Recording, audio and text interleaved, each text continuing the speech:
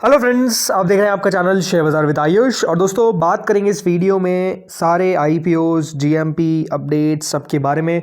तो आप लोग देखिएगा वीडियो को पूरा ज़रूर। तो दोस्तों, आपको पता ही है अभी गॉडियम आईवीएफ आईपीओ ऑलरेडी ओपन है, राइट। पहला दिन इसका कंप्लीट हो चुका है, 2 दिन और बचे हुए हैं। इसके में अभी हम और बात करेंगे, लेकिन अभी दोस्तों चर्चा करते हैं क्लीन मैक्स एनवायरो और श्रीराम ट्विस्टेक्स आईपीओ के बारे में।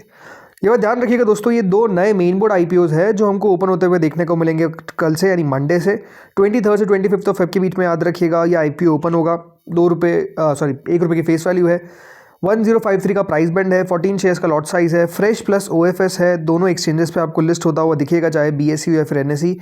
3100 करोड़ का दोस्तों ये आईपीओ है, जिसमें 1200 करोड़ का तो फ्रेश इशू रखा गया है, बाकी का ऑफर फॉर सेल है 1900 करोड़ का। दोस्तों, कंपनी की एंकर बुक निकल कर आई। पहले तो हम इसकी एंकर बुक को चर्चा करते हुए अभी तक डिस्कस नहीं किया गया है। दोस्तों, कंपनी ने 921 करोड़ रुपए, याद रखिएगा, जुटाए हैं फ्रॉम देयर एंकर इन्वेस्टर्स। और ओवरऑल जो कंपनी की एंकर बुक आती हुई नजर है वो प्रिटी सॉलिड थी, मतलब काफ़ी अच्छी एंकर बुक दोस्तों कंपनी की हमको आती हुई देखने को मिली। ये बात ध्यान रखिएगा, क्लीन मैक्स एनवायरो को ब्रूकफील्ड के द्वारा बैक किया गया है। और जो ओवरऑल कंपनी की एंकर बुक आई उसमें आपको काफ़ी अच्छे नाम आते हुए देखने को मिल गए। इसके अंदर मैं बात करता हूँ कौन कौन से इन्वेस्टर्स हमको आते हुए देखने को मिले। तो पहले तो ये बात ध्यान रखिए, 41 एंकर इन्वेस्टर्स ने इस आईपीओ में पार्टिसिपेट किया, जिसमें जूलिया इन्वेस्टमेंट्स यानी टीम से, याद रखिएगा जूलिया इन्वेस्टमेंट मतलब टीम से जिसकी बात हो रही थी। इसके अलावा SBI life insurance, Nomura India investment fund, mother fund और ई स्प्रिंग इन्वेस्टमेंट, याद रखिएगा लार्जेस्ट इन्वेस्टर्स हमको देखने को मिले इनकी एंकर बुक में, जिनके द्वारा लगभग 66.5 करोड़ रुपीस के शेयर्स उठाए गए, जो टोटल 6.31 लाख शेयर्स है। इसके अलावा दोस्तों नाम हमको आते हुए देखने को मिले हैं एडीआईए का, इसके अलावा स्विस्कीना, Pacific, Societe Generale, Citigroup Global, Moon Capital Trading, इनके द्वारा भी दोस्तों पार्टिसिपेट किया गया। इस आईपीओ के अंदर दोस्तों HDFC, mutual fund, PGIM, trust, Franklin, इन सब ने याद रखिएगा पार्टिसिपेट किया। तो आई थिंक एक बहुत ही अच्छी एंकर बुक देखने को मिल गई। ऑलमोस्ट सारे आपको नाम देखने को मिल जाते हैं। इंश्योरेंस में देखिए SBI life insurance, India first life insurance, Canara HSBC life insurance, भारतीय एकसा लाइफ इंश्योरेंस, राइट। इनके द्वारा भी याद रखिएगा इस आईपीओ में पार्टिसिपेट किया गया। तो ओवरऑल बात बताने वाली वही है कि कंपनी को काफ़ी अच्छा रिस्पॉन्स आप कह सकते हैं मिलता हुआ देखने को मिल गया है फ्रॉम देयर एंकर बुक। मतलब यही एक्सपेक्टेशन थी कि देखिए अच्छी एंकर बुक निकल कर आएगी, तो वो तो कंपनी ने काम कर दिया है। अब ये है कि कितना बढ़िया दोस्तों ये आईपीओ कर पाता है ओपन होने के बाद, अब ये देखने वाली बात है। जैसे मैंने कहा, कल से आईपीओ आपको शुरुआत होता हुआ नजर आएगा। इसके अलावा दोस्तों कल एक और आईपीओ ओपन होगा जिसका नाम है श्री राम ट्विस्टेक्स आईपीओ। जी हाँ, ये भी याद रखिएगा, कल से आपको एक्शन में आता हुआ दिखेगा। अब श्री राम ट्विस्टेक्स आईपीओ में इस बात का ध्यान रखिएगा, कोई भी एंकर बुक नहीं है। 23 से 25 फेब के बीच में ये भी ओपन होगा। ₹10 की फेस वैल्यू है, 104 का प्राइस बैंड है, 144 शेयर्स का लॉट साइज है। कुल मिलाकर दोस्तों फ्रेश इशू है पूरा का पूरा। कितने करोड़ का ये आईपीओ? तो मात्र 110 करोड़ का। इस बात का ध्यान रखिए, बहुत ही छोटा सा आईपीओ है ये, ओनली 110 करोड़ का। इस आईपीओ में रिजर्वेशन कुछ इस प्रकार से कि 75% ऑफ द इशू जो है वो क्यूआईबीस के लिए रखा गया है, 10% एंकर्स के लिए रिटेल के लिए रखा गया है और 15% एचएनआई के लिए रखा गया है। तो रिटेल के पास दोस्तों सिर्फ 11 करोड़ रुपए, याद रखिएगा, हिस्से में आते हुए देखने को मिलेंगे। तो नो डाउट बहुत ही स्मॉल आईपीओ। और ऐसे आईपीओज में मैं आपको मेजरली कहूँगा कि बहुत मुश्किल होता है दोस्तों ये समझना, प्रिडिक्ट करना कि ये आईपीओ कितना बढ़िया आपको लिस्ट होता हुआ दिखेगा, राइट। वो प्रिडिक्ट करना अपने आप में बहुत मुश्किल है, बिकॉज छोटा सा आईपीओ है। तो याद रखिए लिस्टिंग पर कुछ भी हो सकता है। हो सकता है कि बहुत अच्छी लिस्टिंग हो जाए, हो सकता है कि देखिए बहुत खराब लिस्टिंग हो जाए। कंपनी को समझना पड़ेगा, कंपनी को पढ़ना पड़ेगा, वो बहुत इंपॉर्टेंट है, देन जाकर पैसा लगाएं। और ऐसा आईपीओ में तो दोस्तों बहुत बार अगर आपने देख लिया कि कंपनी का वैल्यूएशन सही लग रहा है, कंपनी सही लग रही है, उसके बावजूद भी लिस्टिंग पे कुछ कह नहीं सकते। तो नो डाउट इसका रिस्पांस किस प्रकार का आता है वो एक देखने वाली बात रहेगी। क्यूआईबीस कितना पैसा लगाते हैं वो एक देखने वाली बात होगी। वही तय करेगा कि दोस्तों ये आईपीओ बढ़िया लिस्ट हो पाएगा या फिर नहीं हो पाएगा। अब दोस्तों कुछ खबरों के बारे में चर्चा करते हैं। खबरों में देखिए खबर आ गई है कि जेमीसन और एब्सोल्यूट की जो पेरेंट कंपनी है पर्नार्ड रिकर्ट, उन्होंने ऑलरेडी दोस्तों यहाँ पर डिनाई कर दिया है कि अब ये कोई आईपीओ लेकर नहीं आने वाला है। देखिए पहले खबर चली थी कि दोस्तों पर्नार्ड रिकर्ट का आईपीओ आपको आता हुआ देखने को मिलेगा, बट अब पर्नार्ड रिकर्ट के द्वारा साफ साफ क्लैरिफाई कर दिया गया है कि उनका कोई भी प्लान नहीं है कि वो अपना आईपीओ लेकर आए।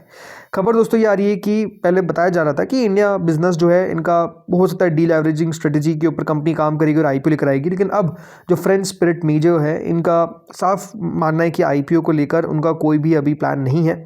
बल्कि कंपनी के अगर नंबर्स की बात करते हैं तो 4% हमको इंक्रीज देखने को मिला था कंपनी के नेट सेल्स में इन द कंट्री, और ओवरऑल स्ट्रॉन्गर ग्रोथ देखने को मिलेगी in the second half of FY26, इस प्रकार की एक्सपेक्टेशन है।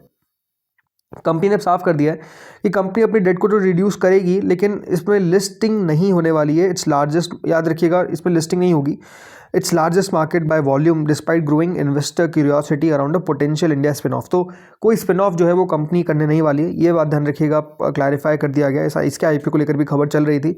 ओवरऑल मुझसे अगर आप पूछेंगे तो देखिए जो स्प्रेड्स बिजनेस है वो उतना कुछ खास तेज़ी से ग्रो नहीं कर पा रहा है। मतलब 4-5% की ग्रोथ, कोई ग्रोथ होती है क्या? कोई नहीं होती है।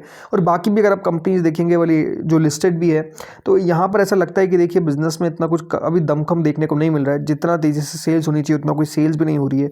खबर तो ये भी आ रही है कि देखिए इंडिया में काफ़ी आपको ड्रॉप देखने को मिल रहा है, याद रखिएगा। मतलब काफ़ी कम संख्या होती जा रही है जो लोग दोस्तों यहाँ पर आप कह सकते हैं ड्रिंक करते हैं, राइट। तो ये भी अपने आप में एक शिफ्ट आपको देखने को मिल रहा है। हो सकता है देखिए हेल्थ को लेकर ये भी अपने आप में एक रीज़न हो गया। डेफिनेटली देखिए टाइम बाय टाइम आप कह सकते हैं जो लोगों का हेल्थ पर ध्यान है वो ज़्यादा जाता हुआ दिख रहा है, तो वो भी एक रीज़न हो सकता है। और बाकी जैसे मैंने कहा यहाँ पर कि अगर आईपीओ आ जाता तो कितना बढ़िया कर जाता, ये कह पाना अपने आप में बहुत मुश्किल है। चलिए अब बात करते हैं यहाँ पर दोस्तों गॉडियम आईवीएफ के बारे में। जैसे मैंने बताया, ये बात ध्यान रखिएगा दोस्तों, इस आईपीओ का कल दूसरा दिन आपको शुरू होता हुआ दिखेगा। 23 और 24 ऑफ फेब, याद रखिएगा 2 दिन बचे हुए हैं जब ये आईपीओ आपको क्लोज होता हुआ दिख जाएगा 24 तारीख को। ₹5 की फेस वैल्यू है, 79 का प्राइस बैंड है, 189 शेयर्स का लॉट साइज है, 165 करोड़ का आईपीओ है। अभी तक इशू को जो सब्सक्रिप्शन मिला है कुछ इस प्रकार से कि क्यूआईबी ने अभी तक कुछ पैसा नहीं लगाया है। एचएनआई कैटेगरी 91% सब्सक्राइब करने में कामयाब हुई है। तो रिटेल कैटेगरी की तरफ से भी दोस्तों अभी तक अगर आप देखेंगे तो 1.42 टाइम सब्सक्राइब किया गया। टोटल 90% ये पहले दिन के अंदर सब्सक्राइब हो पाया था। 104 करोड़ रुपये कंपनी को मिले। बात यहाँ पर भी दोस्तों क्लियर है कि इशू को कुछ बहुत तेज़ी से सब्सक्रिप्शन नहीं मिला है। इशू पूरा भर जाएगा, उसको तो कोई दिक्कत नहीं आने वाली, सबको पता है, बिकॉज आईपीओ का साइज़ अपने आप में इतना छोटा है। बट द पॉइंट इज कि कितना बढ़िया कर पाएगा ये अपने आप में एक सवाल है। देखिए जो कंपनी का आप पहले बताया कि इनका जो आईवीएफ का बिजनेस है, राइट, वो उतनी तेज़ी से ग्रो नहीं कर पा रहा है जितना ग्रो करना चाहिए। इनका जो बाकी कोर है बिजनेसेस के वो बड़ी आपको ग्रो करते हुए नजर आए, जैसे मेडिसिन का बिजनेस कंपनी का ग्रो कर रहा है। बट अगेन जो मेजर बिजनेस है अगर वो ग्रो नहीं करेगा तो फिर प्रॉब्लम हो जाएगी। स्टिल छोटा सा आईपीओ, तो अगर सब्सक्रिप्शन अच्छा निकल कर आ गया तो अच्छी लिस्टिंग भी दे सकता है, इसमें कोई डाउट नहीं है। तो चलिए अब बात कर लेते हैं एक बार ग्रे मार्केट पे। शुरुआत करते हैं दोस्तों ओमनीटेक इंजीनियरिंग से। याद रखिएगा एक नया मेन बोर्ड आईपीओ जो ओपन होगा फ्रॉम 25 टू 27 ऑफ फेब। 227 का प्राइस बैंड है और देखते हैं यहाँ पर कितना बढ़िया कर पाता है। जीएमपी देखिए शुरू हो चुकी है लगभग 14.5 रुपीज़ पे, विच इज 6.39%।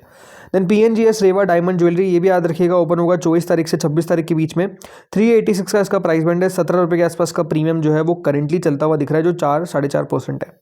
देन क्लीनवेक्स एनवायरो 4 रुपये पे प्रीमियम दोस्तों चलता हुआ दिख रहा है। नो डाउट जीएमपी में लगातार आपको गिरावट देखने को मिली है। अब कल से ओपनिंग है और अगर वहाँ पर भी आप कह सकते हैं पैसा नहीं आया तो फिर पिट ही जाएगा ये आईपीओ।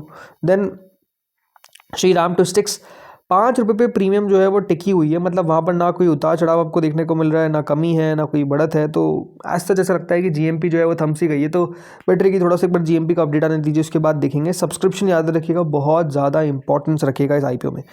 देन दोस्तों अगला इशू आता है गॉडियम आईवीएफ। यहाँ पर भी प्रीमियम अगर आप देखेंगे तो 10.76% चल रहा है। अभी आप कह सकते हैं जितने भी आईपीओ खुले हुए हैं उसमें सबसे बेस्ट है। बट स्टिल वही बात है ना कि सब्सक्रिप्शन कितना आएगा ये देखने वाली बात रहेगी। सो दोस्तों इस वीडियो में तो इतना ही था। होपफुली आपको वीडियो बढ़िया लगा होगा और अपडेट्स आपके साथ रहेंगे। कल सब्सक्रिप्शन डे 2 का गॉडियम आईवीएफ का चर्चा करेंगे। क्लीनमैक्स एनवायरो, श्री राम टूस्टिक्स सबके सब्सक्रिप्शन पे वीडियो आएगा, तो आप लोग चैनल के साथ जुड़ रही है। इस वीडियो में तो इतना ही था। होपफुली आपको वीडियो बढ़िया लगा होगा। Thank you friends for watching this video.